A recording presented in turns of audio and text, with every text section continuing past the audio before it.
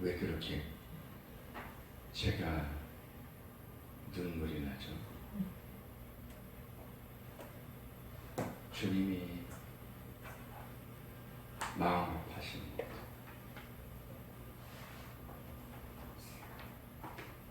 우리가 성경에도 있잖아요. 임금이 잔치를 배설하고 초청했는데 다 바쁘다는 이유로 오질 않았잖아요.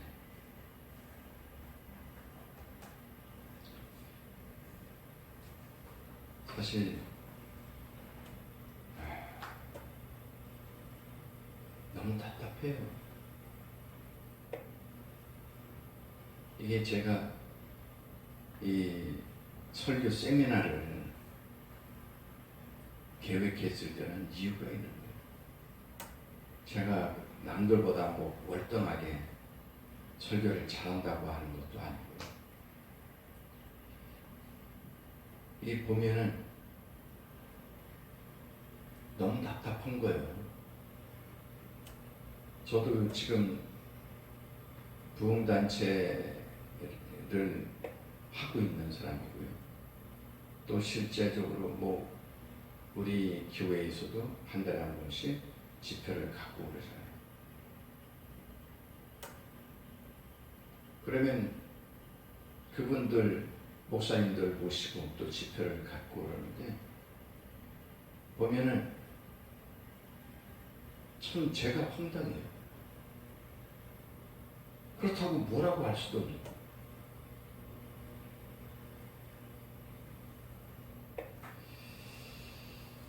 이 영혼을 살려야 될 분들인데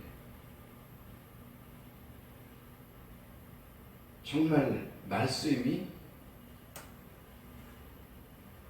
딴 쪽으로 튀는 거죠. 정말 이 진리를 제대로 가르치는 게 아니고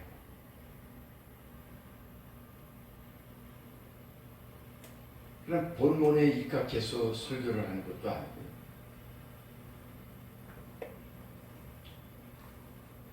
그런 부분들이 너무 마음이 아파가지고요. 이래서는 안 되겠다. 제가 잘나서 하는 것도 아니에요. 그걸 느꼈기 때문에. 사실 제가 지금까지 오면서 또 하나님 앞에서 나름대로 이렇게 받은 것들을 같이 공유하면서 나눌까 그런 생각하여서 이번 세미나를 갖게 됩니다.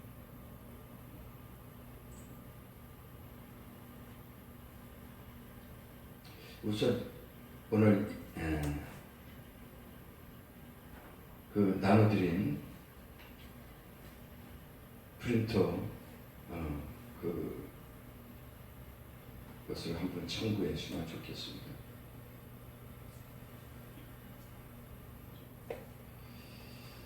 제가 나름대로 이렇게 말을 만들어 봤어요. 설교는 보화를 캐는 일이다.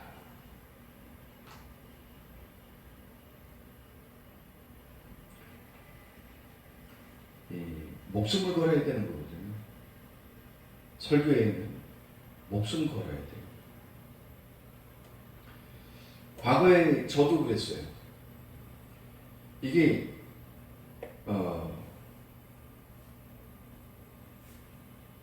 참 설교라고 그걸 설교라고 했나. 강단에 올라가는 거 너무 쉽게 올라갔어요. 그냥 무슨 놀다가 또 목사님 들고 같이 이제 만나서 얘기하다가 그리고 별로 준비도 없이 올라간 적도 있었고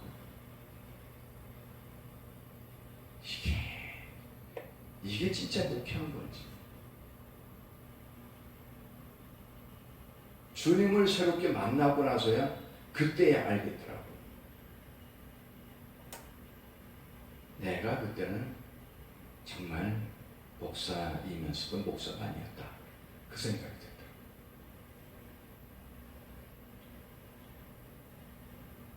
제가 여기다 고구마 캐는 것하고는 다르다 그랬는데 사실 요즘 제가 우리가 그 농사도 있고 그래서 밭에 가서 고구마도 캡니다만 차원이 그런 것하고는 다른 거예요. 말씀을 보아해요. 보아. 아멘. 근데 그렇게 생각하고 있냐고요. 보아를 캐서 정말 이걸 전해야 되는 거예요. 전해야 되는 거예요.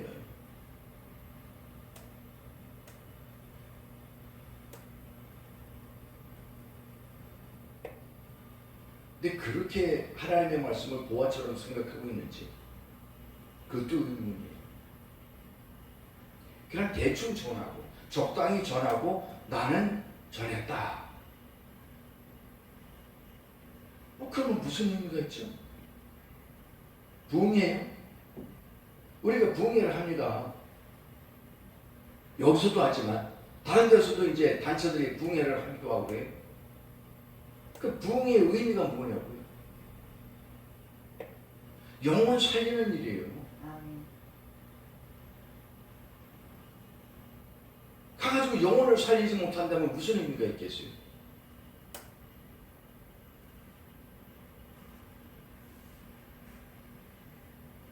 한 사람이라도 살려야 되는 거예요. 그러기 위해서는 뭐예요? 정말 말씀의 보화를 캐는 심정으로 목숨 걸고 이 말씀에 설교에 목숨 걸고 우리가 준비를 해야 된다.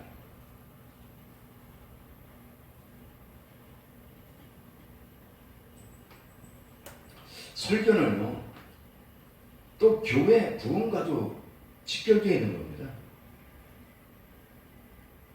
많은 분들이 그렇게 생각하잖아요.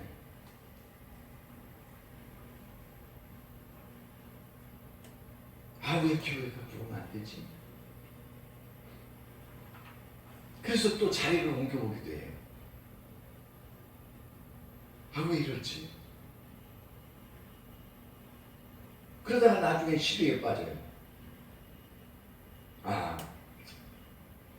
이제 잡아야 되나 보다. 심지어 또 그렇게 모든 목회를 접어버리는 분들도 계시고요. 그런데요,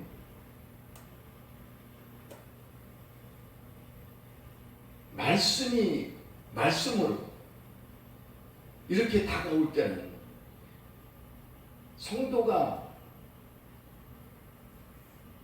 안 올 수가 없는 거예요. 생명의 말씀을 제대로 증거하면은 안 올 수가 없는 거예요. 교회가 부흥 안 될 수가 없는 거예요. 그걸 생각해야죠. 이번 세미나도 마찬가지입니다. 이런 세미나에 같이 동참을 해가지고 무언가가 내가 이 설교에 대해서 한번 재충전을 해야 되겠다. 그런 각오로 이곳을 오면 얼마나 좋겠어요. 그런데 아까도 얘기했지만 참 방해가 많은 것 같아요. 사단의 방해도 많은 것 같고요.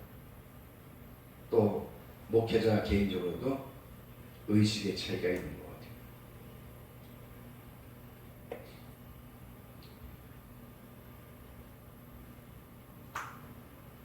교회가 부흥되기 위해서는 말씀이 살아야 돼요. 강단이 살아야 된다고요. 아멘? 아멘.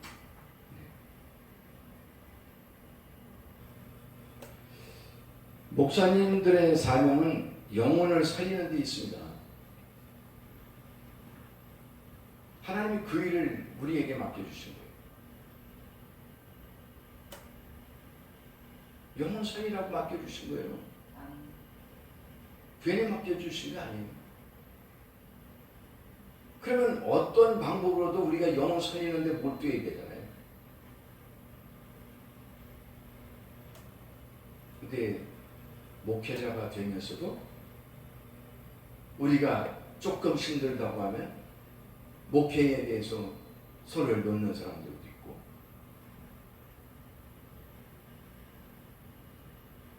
이 의식이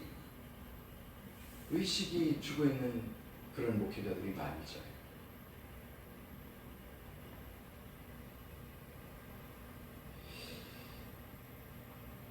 목사님들은 영혼을 살리는데 온 심혈을 기울여야 되는 겁니다. 그 살리는 것은 뭐죠? 말씀이에요.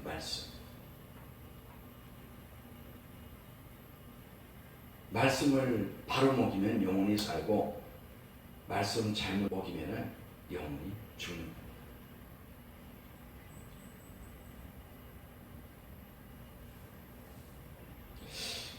설교 잘한다는 게 뭘까요?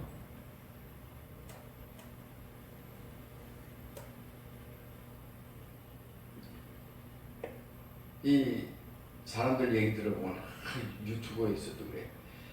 어떤 목사님 설교 잘하더라고요.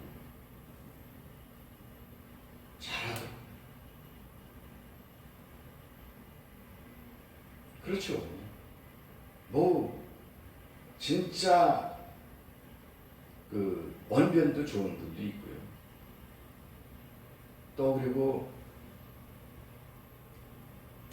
참 그 예화 같은 것들도 잘 들어가면서 아주 그럴듯하게 사람들을 감동시키는 설교도 있습니다.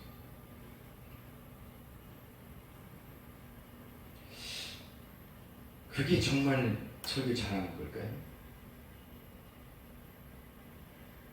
저는 그렇게 생각 안 했어요. 설교 잘한다는 거는요, 그냥 사람들 웃기고 아주 그럴듯하게 사람들을 웃겼다 하는 게 설교 잘하는 게 아니라, 설교 잘한다는 것은 뭐냐? 성경을 똑바로 가르쳐요.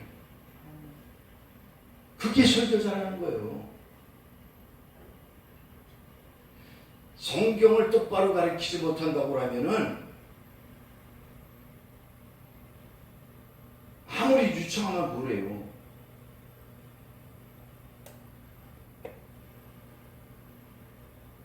그건 설교 잘하는 게 아니에요.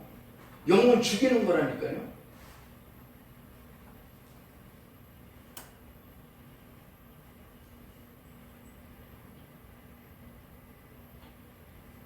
오늘 저는 여러분들이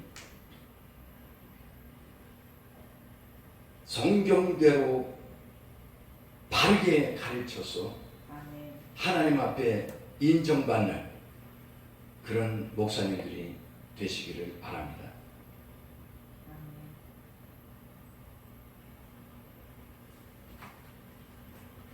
또 설교는요, 예수 중심이 되어야 돼요.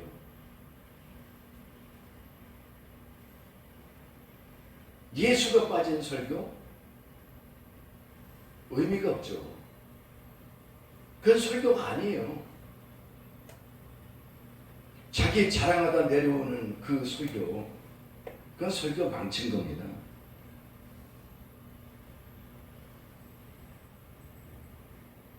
아무리 그럴듯하고 좋아 보여도 그 설교는 빵점짜리 설교다.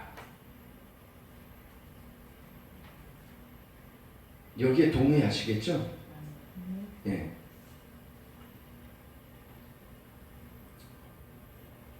또 설교자는요, 예수의 삶을 살아야 됩니다. 우리가 설교는 그럴듯하게 하면서도 아까도 목사님이 얘기했지만 인격이 안 되면요, 아무 소용이 없는 거예요. 설교자는 예수의 삶을 살아야 돼요. 예수의 삶이 나와야 되는 거예요.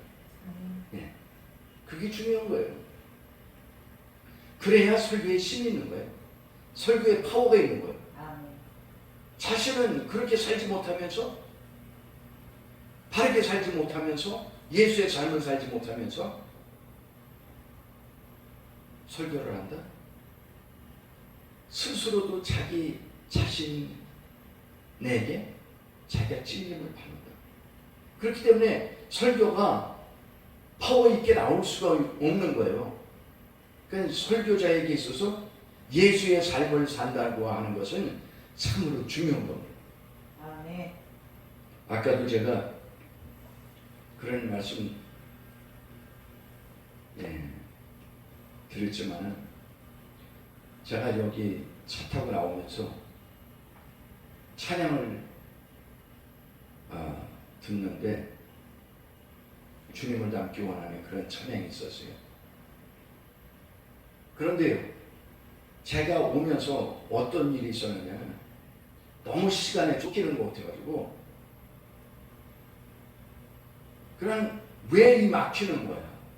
제 입으로 연속 그냥 불평을 하고 있는 거예요. 왜 막히는 거야? 왜 막히는 거야? 아, 저 차로 왜 안 가고 있어? 막 이런 불평이 나오더라고요. 자, 이거 보니까 찬양이 그 순간에 이제 찬양을 들었기 때문에 나오는데 주님 닮기 원하는 그게 나오는데 야, 이거 보니까 내가 주님 닮고 있는 게 아니구나. 나는 주님 닮고 있다고 생각했거든요. 그래도 주님 닮아가고 있고 그렇게 살고 있다고 생각했는데 주님이 이렇게 왜 막히는 거야? 주님이 왜 이렇게 저 차를 못 가는 거야? 이러고 불평하셨겠어요? 주님이 그런 분 아니잖아요. 주님은 그렇지 않아요. 누가 잘못해도 그분은 정죄하지 않고 품어주시는 분인데, 가늠한 여자 다른 사람들이 다 정죄했어도, 돌 가지고 와서 죽이려고 생각했어도 정죄하지 않으시죠. 나도 너를 정죄하지 않는다. 그때 우리는 정죄하고 있거든요. 닮기 원한다고 하면서 전혀 닮지 않아요. 설교자가요. 삶이 예수를 닮지 않으면 그 설교 하나 많아요.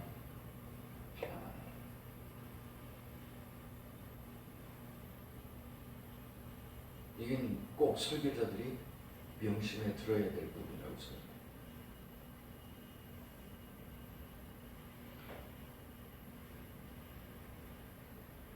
그리고 설교자는 반드시 성령의 종용을 받아야 돼요. 아멘. 내가 설교한다고요? 내가 준비하고 내가 한다고 생각하죠? 이러면 문제가 있어요. 내가 하는 게 아니에요. 누가 하느냐? 성령이 조명하게 하십니다. 아멘. 성령이 하십니다. 아멘. 저도 옛날에 설교 준비할 때는요, 그냥 저 주석 뛰다 보고요, 주석 찾아가지고 거기에서 나오고 짜집기 하는 거죠. 그런 식이 다였어요. 그러니까 전하면서도 주석에 있는 거, 어디 있는 거 좀 뭐 이렇게 참고도 하고, 그래서 전하지만 확신이 없는 거예요. 전하면서도 내가 무슨 말 하는지 내 자신도 확신이 없이 전하는 거예요. 어떠세요? 여러분들은 안 그러셨나요?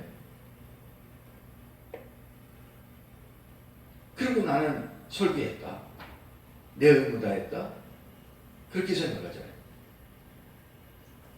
아니죠. 자기도 은혜 받지 못하는 설교를 하고 있다는 거예요. 자기가 작성했으면서도 자기가 은혜를 받지 못하고, 그러니 그런 설교가 누구를 감동시키고 누구의 영혼을 살려낼 수가 있겠어요.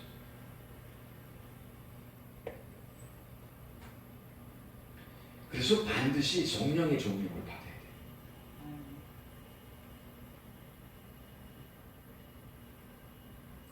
저도 참 예수님을 새롭게 만나고 나서 그때서부터 제가 달라진 거예요. 예.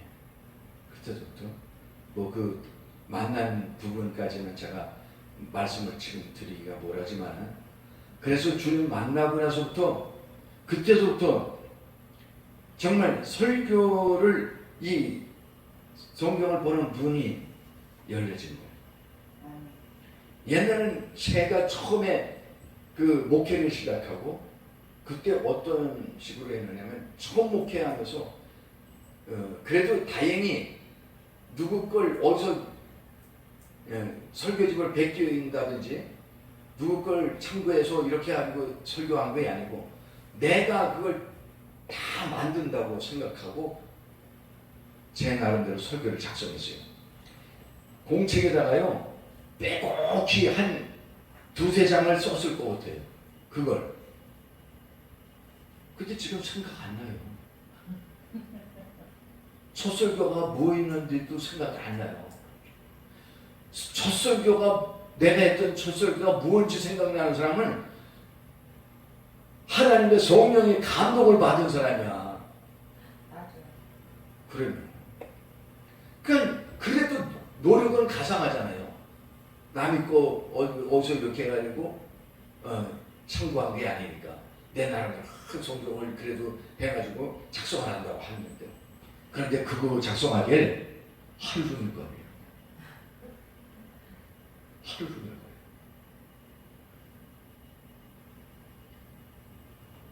그렇게 설계했다니까. 우리 하루 종일 걸려서 준비해야 되겠어요?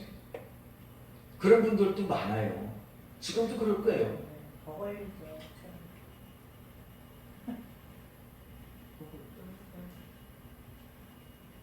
그런데 성령의 조명을 받으면은, 성경에 보는 눈이 열리면은 그렇지 않다는 거예요. 아멘.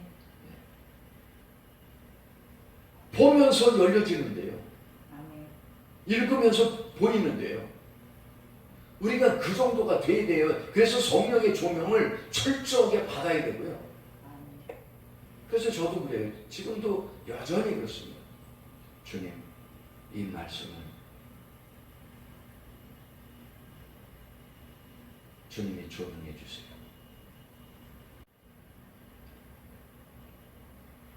어떤 때는요, 솔직히 그럴 때도 있어요.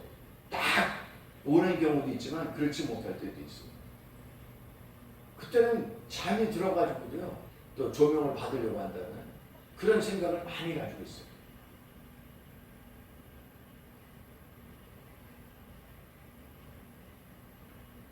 어쨌든 성령의 조명을 받아야 되는 거예요. 이건 중요한 거예요. 주님이 열어주셔야 돼요. 그리고 설교자는요, 이 말씀 앞에서 흉실해야 돼요. 이 성경을 대충대충 그냥 보는 습관을 버려야 돼요. 아주 흉실해야 돼요. 그 말씀에 내가 심오하게 빠져들어야 된다고요. 그 한 문장, 또 한 단어, 한 구절, 여기에 충실해야 돼요. 그리고 또 읽고 또 읽고 또 읽으면서 거기서 성령의 조명을 받아야 돼요.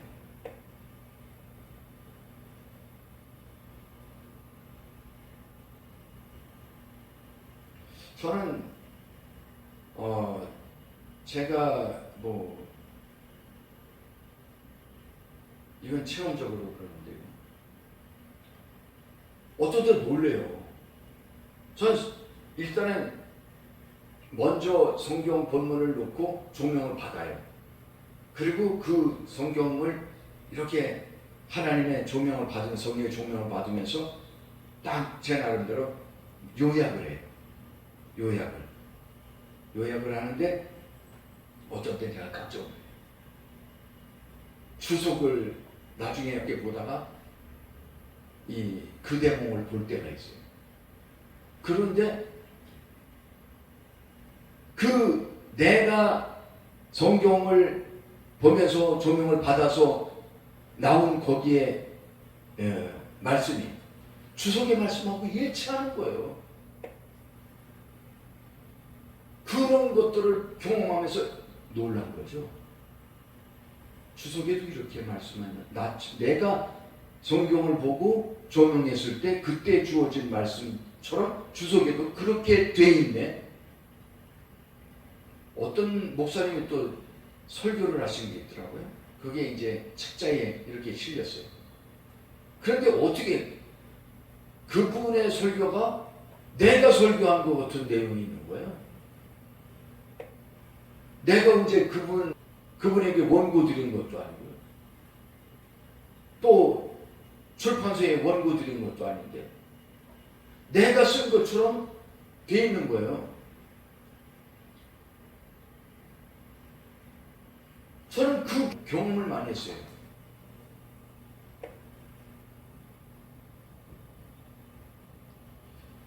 설교자는 말씀 앞에서 충실해야 돼요. 말씀을 충실하게 보면서 성령의 조명을 받으면요, 거기에서 뭐가 나와요? 주석이 나오는 거예요. 주석의 내용이 보이는 거예요. 그러니까 설교자에게 있어서 중요한 것은 뭐냐면 말씀에 충실하다. 말씀에 충실하다.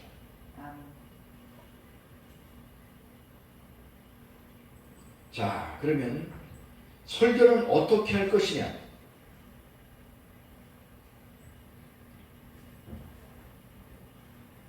설교는 어떻게 할 것이냐?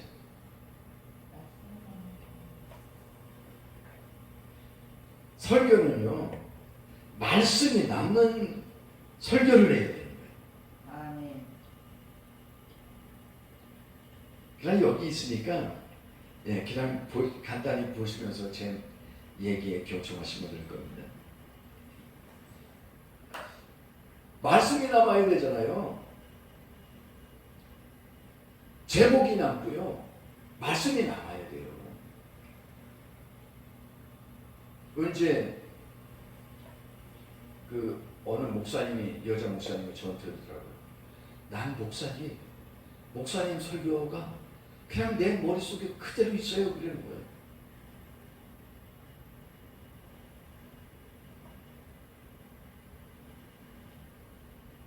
저는 그래서 그걸 긍정적으로 봤습니다.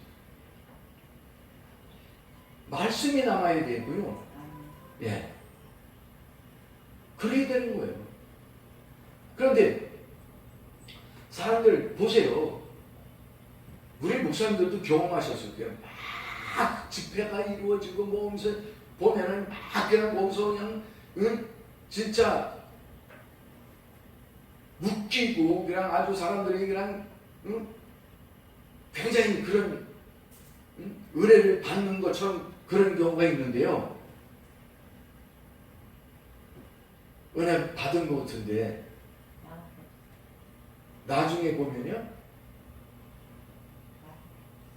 무슨 설교했지? 제목이 뭐였지? 본문이 뭐였지? 아무것도 없는 거예요. 남는 게 없는 거예요.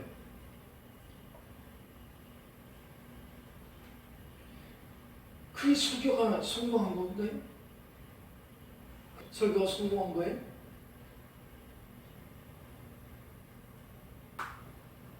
저 그런 거 많이 봤어요. 동의하다 보면요, 얼마나 웃기는 목사님들 많은데요. 처음부터 끝날 때까지 그냥 막 웃다가 끝나는 경우도 있어요. 그래서 뭔가 대단한 목사님인가 보다. 사람들은 그렇게 생각할 거예요. 근데 나중에 보니까 남는 게 없는 거예요. 어쩌자는 거죠?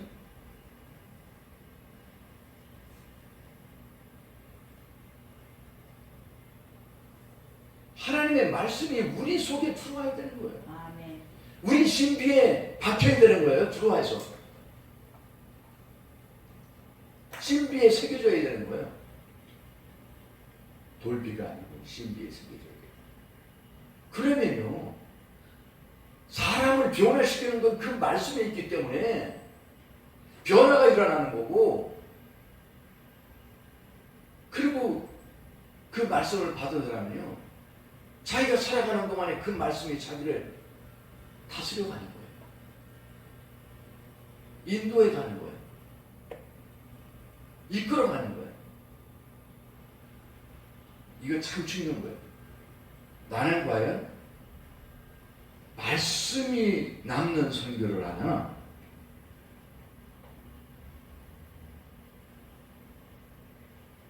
그것을 한번 생각해 봐야 될 줄을 믿습니다.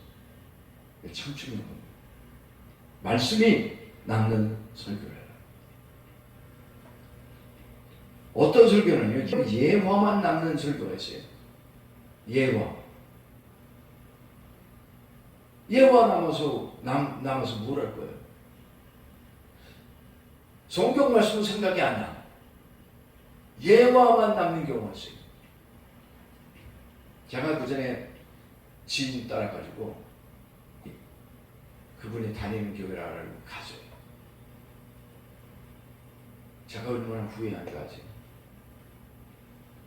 갔더니요, 그 목사님이 설교한다고 설교하는데요, 설교 내내 무슨 얘기만 했어요? 남자 성기, 여자 성기,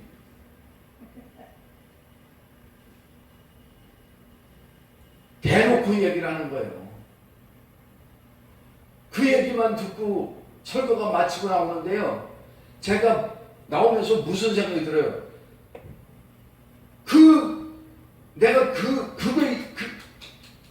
예? 여기에 그거에 각인돼야 되겠어요?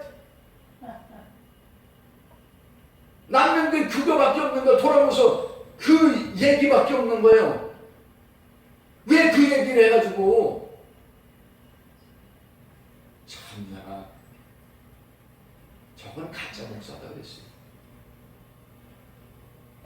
설교 가지고 장난치면 안 되는 거죠. 아멘. 우리가 강단에서 설교 가지고 장난치는 사람만큼 이게 얼마나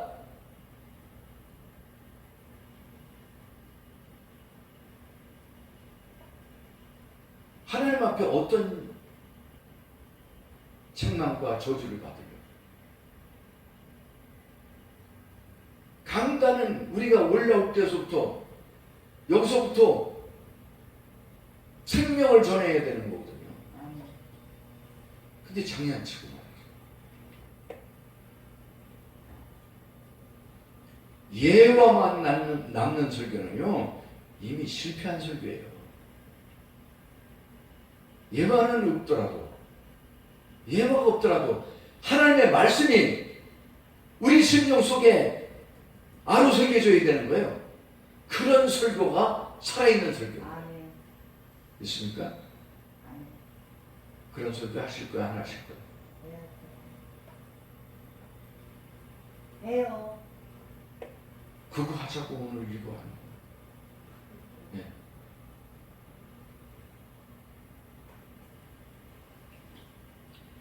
그리고 주제가 없는, 돌리는 설교하지 말자고요.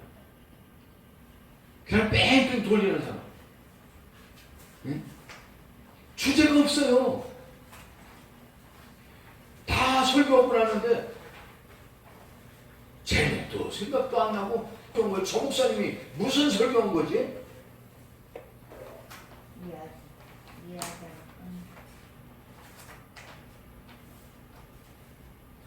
무슨 설교한 거지?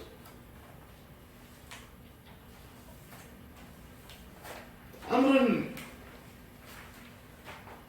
주제가 분명치 않은 그런 설교, 혼선만 주는 설교, 그런 설교는 해서는 안 되는 겁니다.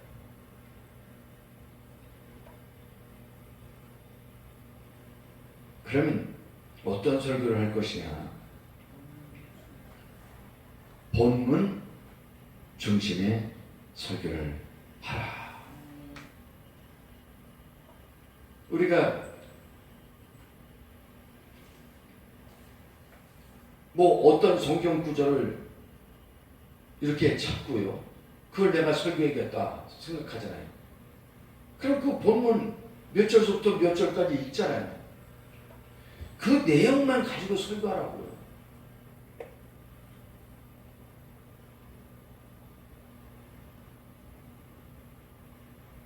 본문을 떠난 설교, 참 본문 중심의 설교를 해야 되는데요. 세상에 본문을 읽어놓고 본문은 하나도 다루지 않는 사람이 있어요. 본문을 읽어놓고 본문을 한 번도 안 다루는 사람이 있어요. 그런 목사님들 계세요. 그럼 본문 왜 읽으시오? 네? 섭섭해서? 아니 아무래도 읽어놔야지 설교할 때 이거 어쩌자는 거냐고요. 네. 그러면 어떡하냐고요. 쫓아낼 수도 없고 뭐라고 할 수도 없고 철저하게 본문을 읽었으면 본문 중심의 설교를 해야 되는 겁니다. 아멘. 본문 중심의 설교를 해야 됩니다. 아멘. 또 본문에서요 예수님의 의도를 파악해야 되는 거예요. 아멘. 우리가 본문에서 이렇게 본문을 읽었으면요 그 본문에서 예수님의 의도를 파악하세요. 아멘.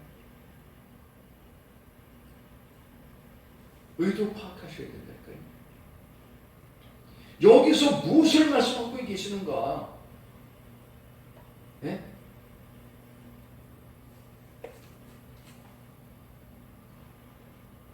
여기서 무엇을 말씀하고 있는가? 본문에서 이걸 파악해야 돼요. 이것을 완벽하게 파악하지 못하면 그 설교 실패한 거예요. 무슨 의도인지를 모르는 거죠. 이게 정확히 예수님이 사도 바울이 이 말씀을 했을 때 여기에 본문에서 말씀하고 있는 게 뭔가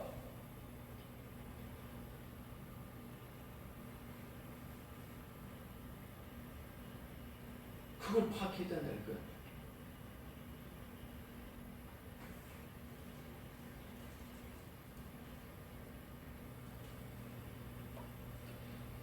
예를 들어서 한 번만 요걸 보자고요. 요한복음에 보면은 요한복음 6장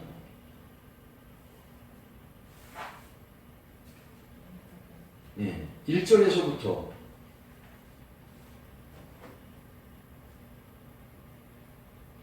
14절 15절까지죠. 요한복음 6장 1절에서 15절까지 이 내용은 여러분이 다 아시는 내용이에요. 오병이어의 기적이 일어났던 사건이란 말이에요. 그렇죠? 이 사람들이 여기에서 자꾸만 무슨 생각을 하면 오병이어의 기적이 일어났다. 그건 결과적인 거예요. 그 얘기만 한다고요. 근데 여기서 예수님의 의도를 정확히 파악해야 되잖아요. 어제도 제가 잠깐 설교 중에 이거 비치긴 했습니다만 김문승 목사님 들으셨으니까 아시겠죠?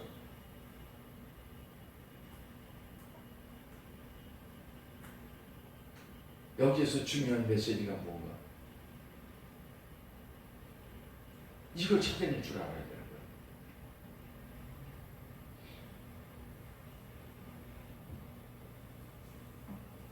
여기에서 의미하는 것 가장 주님이 여기서 말씀하고 싶어 했던 게 뭐냐면은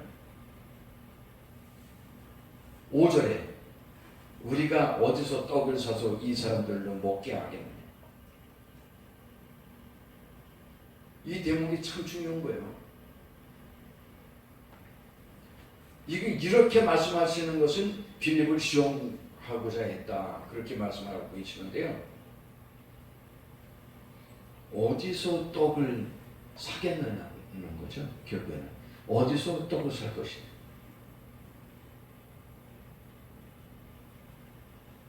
주님이 그걸 지금 묻고 계시는 거거든요.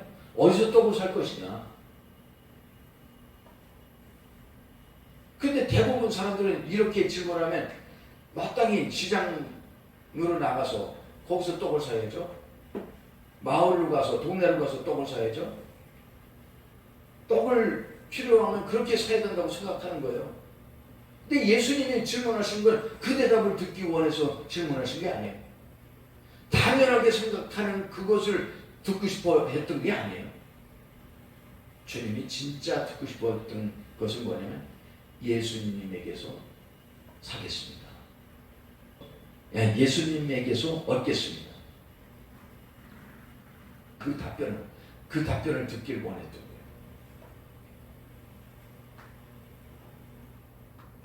결국에는 누가 떡을 주셨죠? 예수님이 주신 거예요. 빈들인데도 제자들 보내서 떡을 사라 보낸 것도 아니고요. 거기서 빈들에서 주셨다니까요. 이게 주님이 무엇을 말하고자 했던가, 이것을 우리가 캐치해야 되는 거예요. 핵심을 찾아내는 게, 본문의 핵심을 찾아내는 게 중요한 거예요. 우리 설교한다 그러면은 보통 서론, 그리고 뭐 본론, 그리고 결론 이렇게 들어가잖아요. 그래서 본론에서는 뭐 1대지, 2대지, 3대지 그러잖아요. 이게 설교의 패턴인 줄 알아요, 보통 사람들이.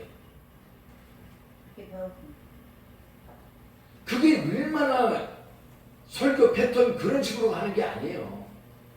물론 그렇게도 설교할 수 있어요. 근데 중요한 것은요, 그것이 올바른 패턴은 아닌 거예요. 성경을 정확하게 이해하는 게 중요한 거예요.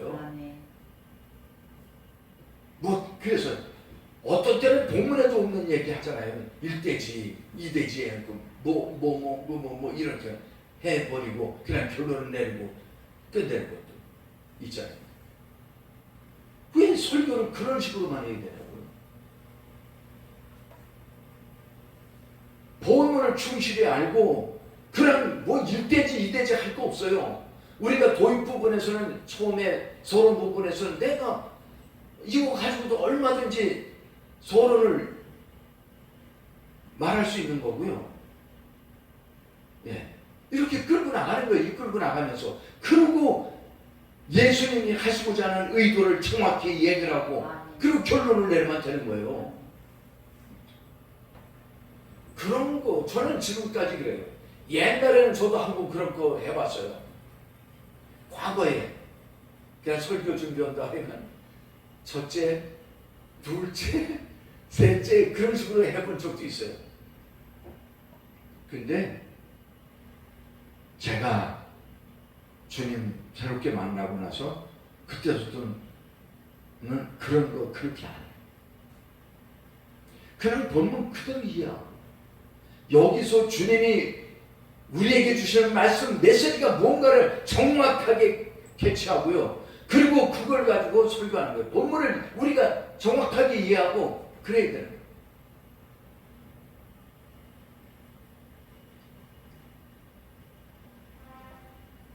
자,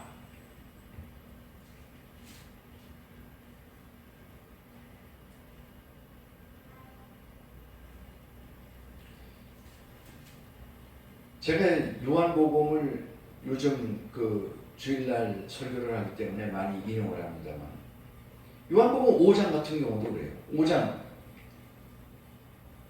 1절에서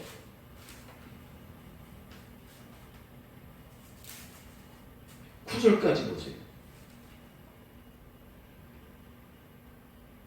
거기 38년 된 병자가 고침을 받는 사건이 나오죠.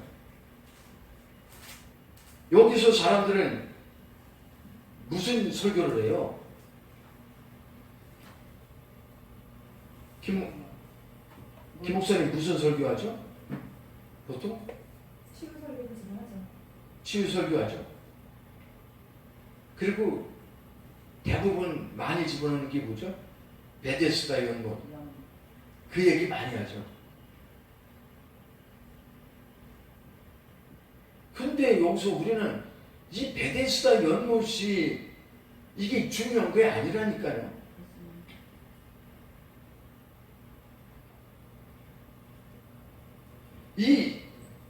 거기 보면 예루살렘에 있는 양문 곁에 시브리말로 베데스라 하는 못이 있는데, 그 베데스다 연못이 어디 있죠? 양문 곁이에요. 사이드 쪽에 있다. 결국 여기에서 우리가 들어갈 곳은 양의 문을 통해서 주님 앞으로 가는 거예요. 사이드로 빠진 것은 결코 진정한 것이 아니에요. 결국엔 여기 베데스다에 많은 사람들이 사이드로 빠져버렸죠. 거기 가서 고침받겠다고요. 그런데 예수님이 어디 등장했어요? 거기를 등장하시고요. 38년 된 환자가 거기서 고침을 못 받자 예수님이 비로소 고쳐주셨어요. 결국 누가 베데스다예요? 진정한 베데스다는 예수 그리스도인 거예요. 사이드가 아닌 거예요. 천사들의 못이라고 생각하는 거기가 아닌 거예요. 그래서 성경을 주님이 무엇을 의도하는가를 우리가 정확히 파악하고 가야 돼요. 진정한 베데스다는 나다. 저기 사이드로 빠져있는 그것이 아니다 하는 것을 분명히 보여주고 있는 거예요.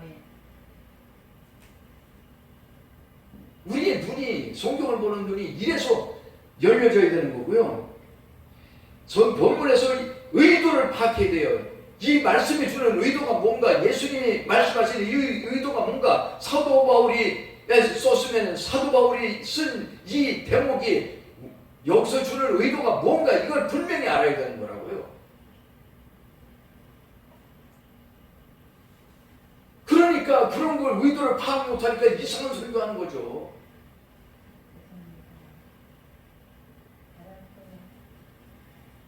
오늘 김 목사님은 우리가 아까도 얘기했지만 우리가 뭐 크게 조교하는 건 없어요. 그렇지만 이 말씀을 잘 새겨보세요. 설교의 변화가 일어납니다. 아멘. 더욱이나 선교사님으로 일하시니까 이 조명을 잘 하시고 이러면요, 여기서 그냥 폭발적인 설교가 나갈 거예요. 아멘. 전 그렇게 되길 바라요. 아멘. 목사님이 살면요, 어마어마한 사람들 살려낼 수가 있어요. 아멘. 선교사로서 어마어마한 사람 살려낼 수가 있어요. 다른 사람들 갖다가 초청할 것도 없어요. 그냥 목사님이 한번 그냥 진짜 제대로 된 설교가 나간다고 하면은, 폭발적인 설교가 나가면요, 그 사람들 뒤집어져요. 변화가 일어나요.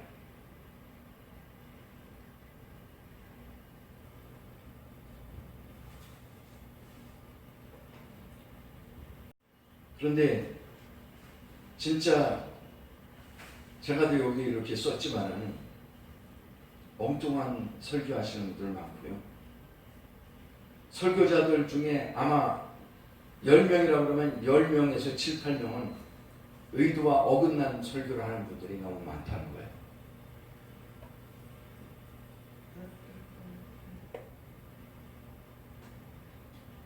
여러분, 에스겔서 47장 보면 그 일천척을 측량하고 그랬을 때 그 물이 발목에 잡고 뭐 처음에 그랬죠? 그 다음에 뭐 일천척을 측량하고 했을 때 그때 어떻게 해? 무릎까지 이제 찼다. 또 그 다음에 더 이제 일천척을 측량해 허리까지 찼다 했어요. 그런데 이걸 가지고 어떻게 설교해요? 초보신앙이다. 발목까지 찬 거라. 또 무릎까지 찬 거는 기도신앙이다. 또 뭐 허리까지 찬 거는 봉사하는 뭐 믿음이다. 뭐 신앙이다. 이런 식으로 얘기를 하는 분들도 계셔요. 이게 본문을 바로 이해한 건가요? 이게 본문 바로 이해한 거예요.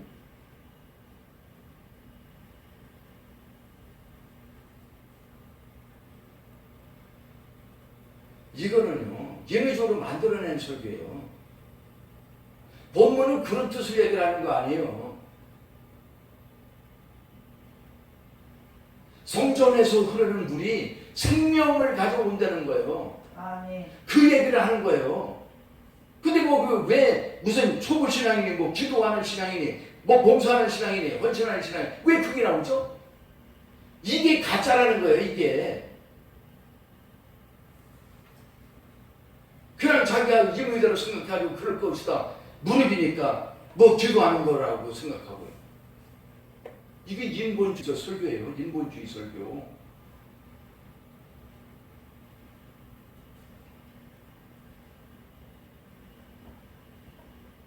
그래서 본문의 의도를 정확히 파악하라는 거예요. 그렇지 않으면 이런 이상한 설교도 난다고요. 또 갈멜산에서의 대결이 있죠? 바알 선지자들하고 대결할 때 거기서 그 설교에 보면 각을 뜨는 거 있어요. 근데 각을 뜨는 것을요, 하나님의 백성만 각을 떴습니까? 짐승에? 그런데 마치 하나님의 백성만 각을 뜬 것처럼 그렇게 설교를 하는 사람이 있어요. 아닌 거예요. 그 번제를 드릴 짐승을 각을 떴는데 그거는 똑같이 바알 신들 섬기는 사람에게도 주었어요. 그들도 각을 떴어요. 그러면 이게 웃잖아요. 각을 뜬 거는 양쪽이 다 뜬 건데 이걸 가지고 마치 하나님의 백성들만 각을 뜬 것처럼 설교한다면 이건 설교가 지금 어긋나고 있는 거예요. 왜 이런 설교를 하죠? 자기 중심적이고 자기 마음의 그냥 갖다가 대놓고 설교하는 거예요. 아무리 그게 은혜가 끼치는 것 같으면 무슨 소용이 있겠어요? 성도들한테 좋다. 그러면 무슨 설교가 그러면 무슨 의미가 있어요? 바로 못 가르치는 거예요. 설교는 설교답고 하나님의 뜻에 맞는 설교를 해야 되는 거예요.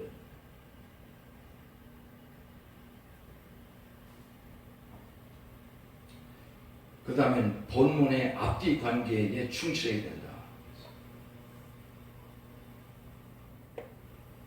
이 문맥의 연관성을 볼 줄 알아야 돼요. 아멘. 네. 이 앞뒤 관계 이거 무시하면 안 됩니다. 이 앞뒤 관계를 무시해버리는 사람들이 있어요. 그러면 앞에 것만 얘기를 하면요, 진짜 놀래요. 여기다 제가 얘기를 예를 들어놨는데요. 요한복음 4장에 나오는 건데 사마리아 여인에 대한 얘기가 나옵니다. 거기 보면요, 이 방송에 그런 게 떠 있어요. 이제 유튜브에 언제는 저희 집사람이 그러는 거예요. 이 요한복음 4장을 공부할 때인데요,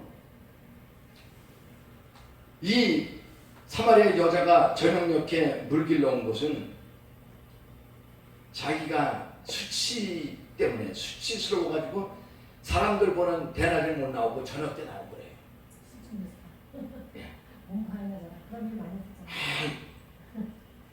이 여자는 몸 판다기보다도 남편이 많았잖아요. 그리고 그러니까 수치스러워서 그렇다 그러는데, 여러분 이 사람이 그런 사람이라고 단정지면 안 되는 거예요. 그럼 그걸 가지고 마치 이 여자는 아주 그냥 그런 여자이기 때문에 저녁 때 나왔다, 수치심 때문에 낮에 못 다니고 그랬다. 아니 그 양반이 그렇게 수치스럽습니까? 남편을 몇 줄 줬어요? 5이죠? 5을 줬어요. 어쨌든 남편이었어요. 조금 저기에서 남자 조금 더 남들보다 몇 사람 더 얻은 거거든요. 그런데 그렇게 남편이에요. 정식으로 결혼한 거잖아요. 근데 마지막에 6번째는 정식 결혼은 아닌 거예요. 그런 거죠. 그 사람이 그렇게 좋게 한 사람이 일단은 남편이 있고 그렇다면 그렇게 우리가 그냥 몸 파는 여자처럼 그렇다면 그럴 수도 있겠죠. 그건 아니에요. 그런데 이것도 뭐냐? 딱 생각해가지고 그럴 것이다 해가지고 만들어낸 게 뭐예요? 그런 사람들이 유튜브에 그렇게 올리고 설교를 하는 거예요. 왜 앞뒤 관계를 안 보거든요. 그럴 거 같으면요. 이 사람이 동네로 뛰어들어가서 막 사람들에게 알렸잖아요. 왜 뒷부분을 못 봐요? 그 사람들이 그 여자가 물종이 내버려두고 동네 사람들한테 가지고 알렸는데 그 정도 사람이라면 그 사람들하고의 관계도요 잊을 수가 없는 거예요. 그래도 이 사람은 그렇다고 할지라도 동네 사람들의 관계는 있는 사람이에요. 그게 무슨 설교죠? 이문대로 설교하는 거예요. 자기 이문대로 그럴 것이다 하고 추측성. 그러면 아예 추측성이라고 말을 해야 되는 거예요.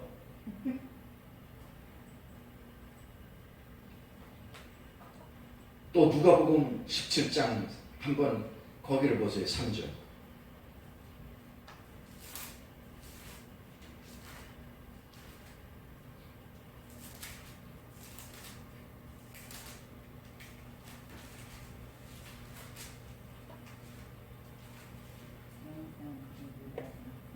네. 한번 읽어보세요. 3절. 누가복음 17장 3절이요. 스스로 조심하라. 만일 내 형제가 죄를 범하거든 경고하고 해주는 것은 용서하라. 자, 이게 형제가 죄를 범하면 우리는 경계 태세를 갖추는 것 당연하죠. 우리 경계이죠. 그렇죠? 저 사람이 죄를 범하면은 아무래도 그 죄에 우리가 같이 놀아나면 안 되잖아요. 경계성은 필요한 거예요. 그런데 그 다음에 뭐라 그러지? 그 다음에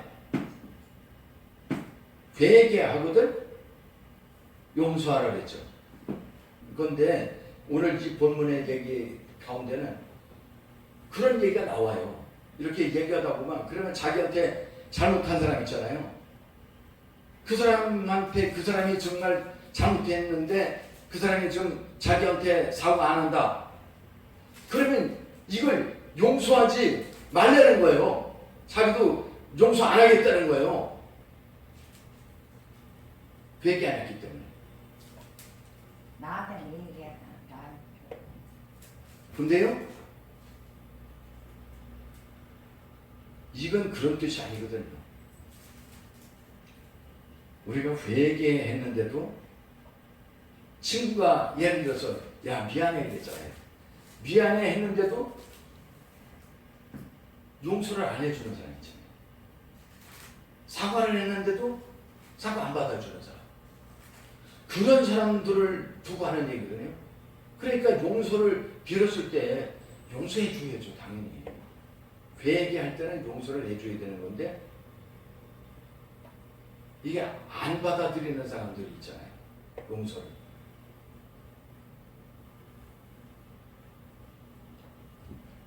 그러면 4절의 말씀이 무슨 의미냐고.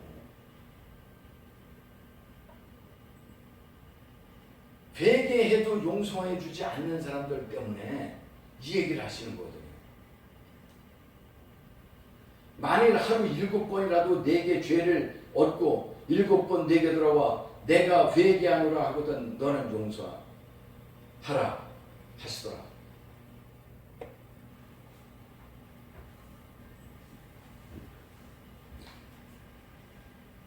또 본문의 전체적인 맥락을 이해해야 된다. 본문의 전체적인 것을 이 맥락을 이해하는 게 참 중요해요. 아까도 뭐 여기 핵심 의도를 파악하는 게 중요하다고 그랬지만 전체적인 걸 이해할 수 있어야 돼요. 그러면요, 그 다음에 이것이 이렇게 정립이 되면요, 그냥 원곡시도예요. 이거 원곡시도예요. 내가 자연스럽게 설교할 수 있는.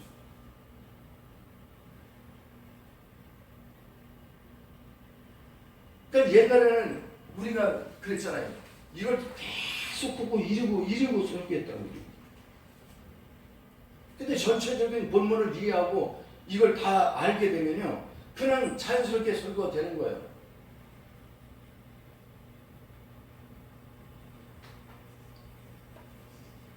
전체적인 맥락을 이해하는 거, 예, 그게 참 중요합니다. 그리고 한 단어, 한 줄, 한 줄을 주의 깊게 살펴보아야 합니다.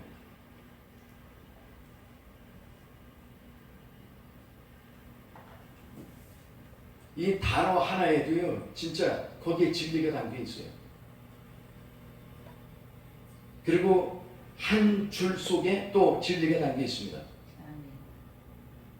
이 단어, 또 한 절, 이 한 구절, 이런 것을 꿰뚫어 볼 수 있는 통찰력을 우리가 가져야 되겠습니다.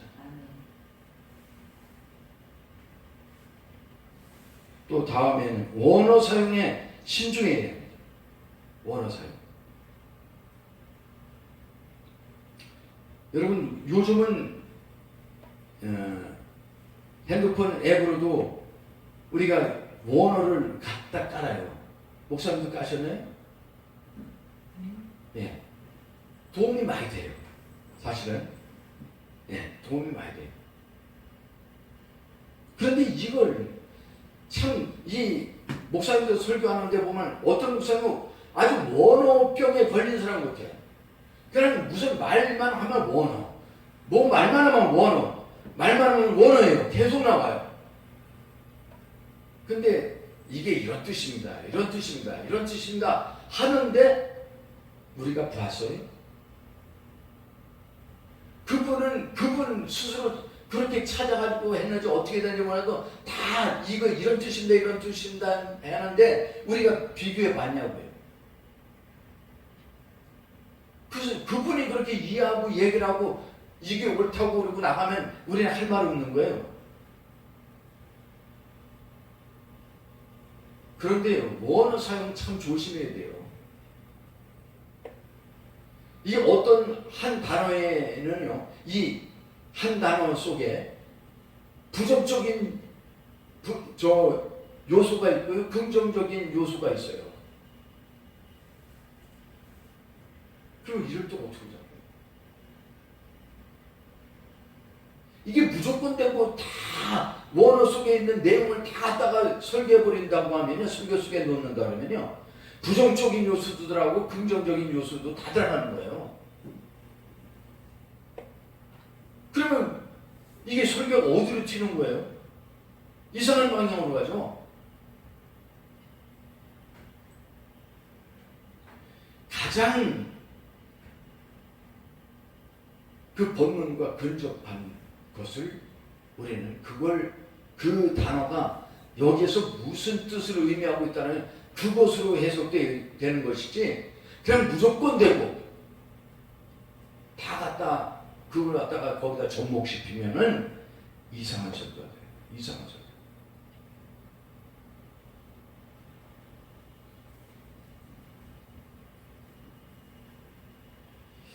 참 이런 설교들이 지금 너무 많이 퍼져 있어요.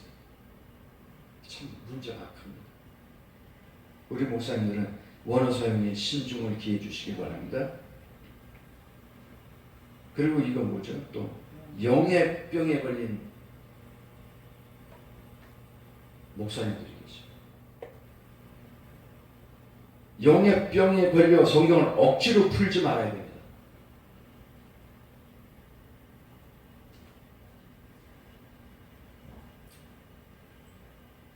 참 이게 마음이 아파요. 이런 소리가.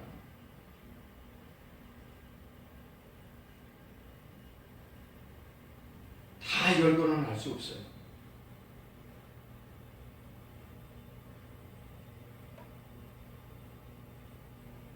우리아의 아내를 다윗이 취했죠. 이걸 정당화만 해서는 안 되는 거예요. 근데 우리아의 아내를 우리아에게서 뺏어 왔어야만 된다고 말하는 설교도 있어요. 우리는 몰라요. 이게 성경적이 아니라고요. 하나님이 그러면 왜 다윗을 하나님이 그렇게 응?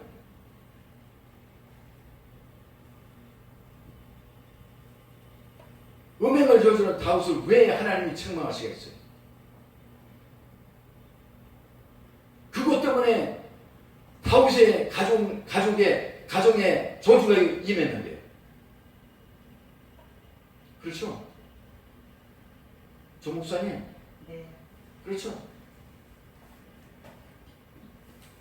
하나님이 계획을 했다고 할지라도 하나님 해서는 안 될 일을 저질렀기 때문에 다윗이 그 일생에 고달팠던 거예요. 하나님이 그렇게 이끌어 가셨던 거예요. 죄의 대가죠. 어떻게 보면.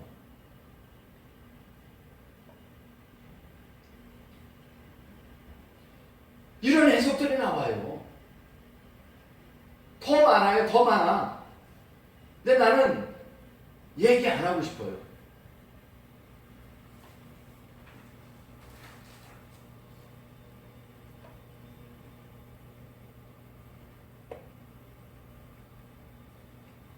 그렇게 말하는 분들이 상처를 받을까?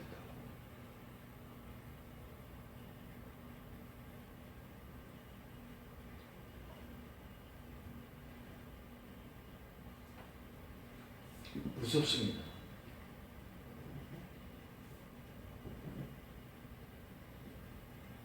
우리가 성경은 예수님을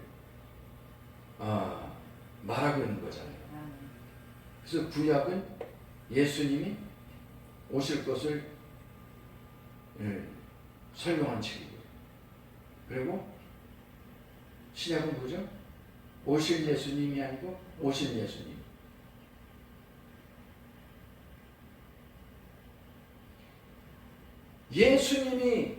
예수님이 성경의 핵심이라고 하는 건 누구든지 그건 부인할 수가 없어요. 그런데 그렇다고 해가지고 모든 것을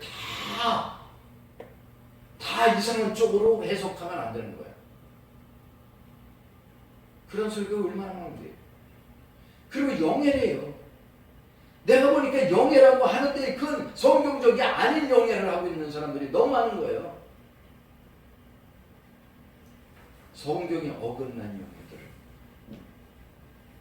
그냥 자기네들이 생각하는 것을 갖다가 거기다 집어넣고 마치 그것이 영예인 것처럼 하죠.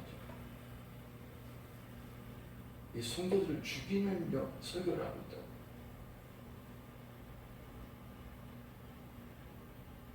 우리가 주님 앞에서 어떻게 설교들이 어떻게 심판을 받을지 그걸 생각해야 되거든요. 그걸 의식해야 되거든.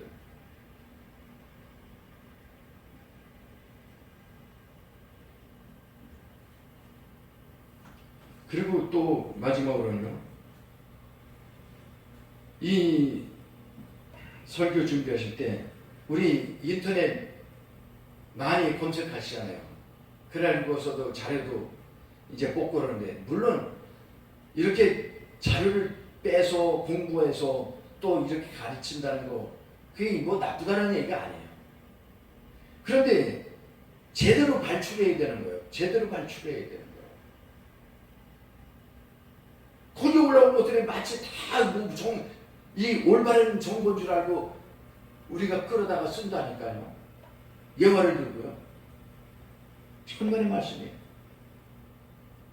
다니엘서 1장 같은 경우에 그 다니엘이 나와요.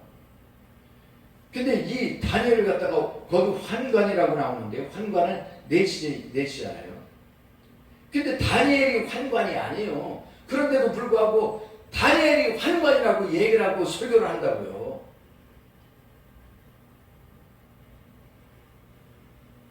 그러면 누구예요? 다니엘 친구들도 세 친구도 다 넷이라는 얘기예요. 환관이라는 얘기예요. 아니에요. 근거도 없는 얘기를 하는 거예요. 환관을 시켜서 그들을 이제 빼내가지고 이스라엘 무리 중에서 젊은 그 청년들을 빼내가지고 그래서 이제 그들을 갖다 양육하고 뭔가 해가지고 그 사람들이 뭐예요? 나중에 지혜자들이에요. 그들이 총명한 사람들이에요. 그들을 다른 인재로 쓰기 위해서 빼신 거라고요. 그런데 그냥 거침없이 다니엘은 고자다. 넷이다.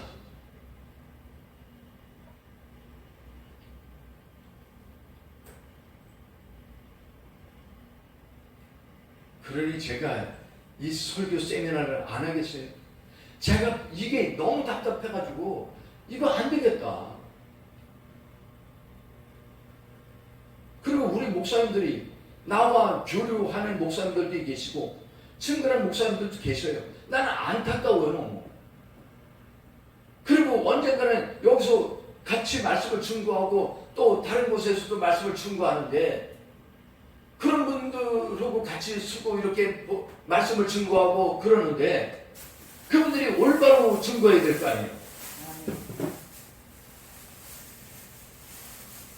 그 부분이 안 되기 때문에 제가 너무 마음이 아파가지고 부족하지만 이 세미나를 가져야 되겠다. 근데 오늘 진짜 많은 분들이 참석은 못했지만 사실은 그런 분들이 오기를 원했어요.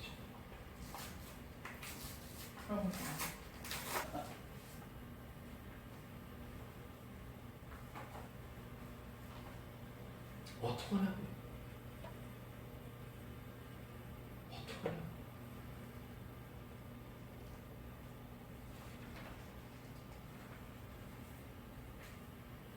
저는 뭐 오늘 더 구체적인 것은 제가 할 줄도 모르고요. 다만 성경을 어떻게 읽어야 될 건가? 어떻게 봐야 될 건가? 그걸 한번 같이 생각해 봤어요. 근데 진짜 들어야 될 사람들은 안 왔고요.